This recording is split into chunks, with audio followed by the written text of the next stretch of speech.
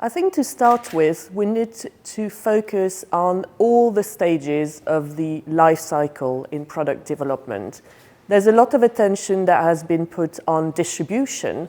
However, we also need to look at the product oversight and governance framework, i.e. what happens at manufacturer level, in order to make sure that the consumer is really at the heart of the process.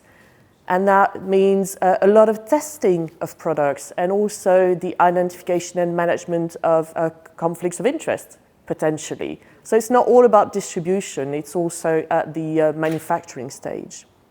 Secondly, talking about distribution, I think there is an argument for looking at the professional requirements of distributors, and in particular the training, in order to make sure that the training is adapted to the complexity of the products.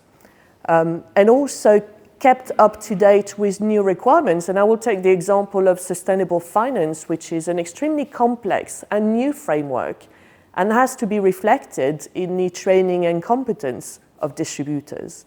And finally, I will conclude with the transparency, the disclosures to consumers.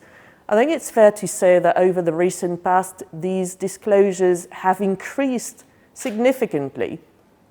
And there is an argument for saying today that maybe they need to be simplified, streamlined.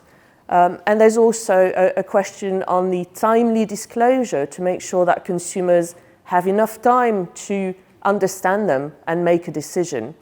But I would say simplification is the key issue here, because consumer testing at EIOPA, we do a lot of testing, really show us that consumers sometimes just do not understand the information that is being provided to them.